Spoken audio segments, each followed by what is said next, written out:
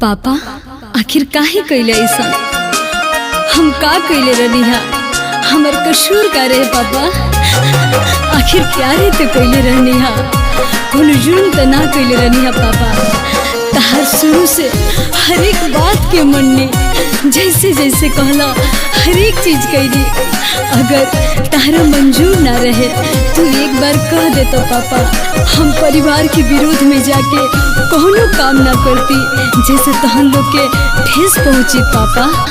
तहारे एगो गलती दूगो घर परिवार के तबाह कर दिहलस पापा। जवना हाथे दे तो कनिया दानावा, ओही हाथ परानावा ले लाए रा। जवना हाथे दे तो कनिया दानावा, ओही हाथ परानावा ले लाए रा। बोला के पापा शादी के बहानावा, को के पापा शादी के बहानावा, जान के हमारा जानवा ले लोए रा। को के पापा शादी के बहानावा, बोला के पापा शादी के बहानावा, जान के हमारा जानवा ले लाए रा।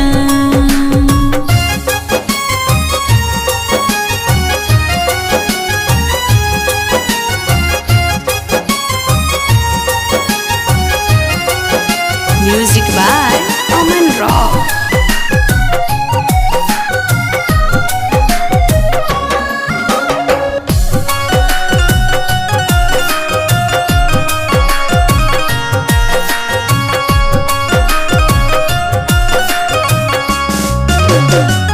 गैर जैसन रिश्ता अपना बेटी से निभावला, शौक होता पापा के तू हमके जनमावला।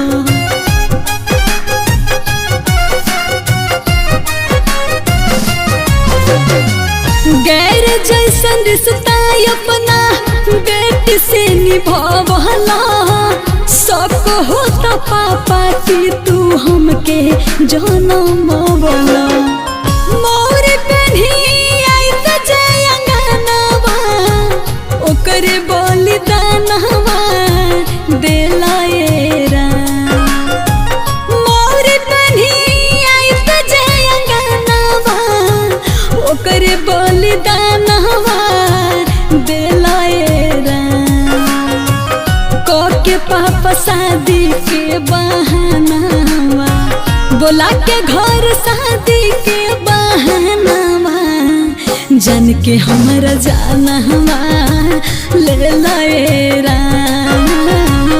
को के पापा शादी के बहानावा, जान के हमारा जानवा ले लाए रा।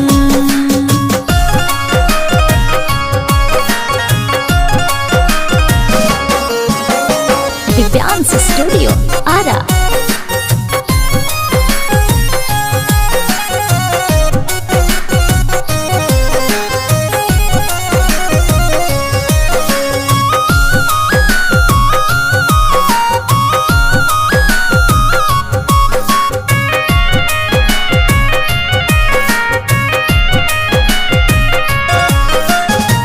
भौजी तयन कर रहले भैया न समझले, बहिनी के रखिया के लजियो न रखले।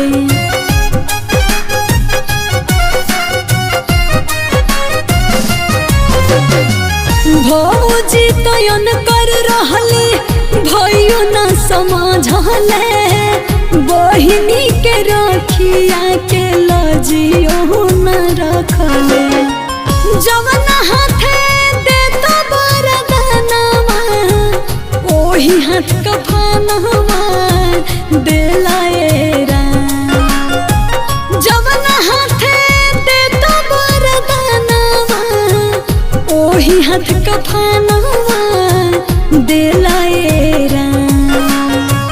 भइले जीजा प्यार के तू समानावा, जी पूजा भइल प्यार के दुश्मनवा जानू के हमारा जानवा ले लएरा कोके पापा शादी के बहानावा जानू के हमारा जानवा ले ला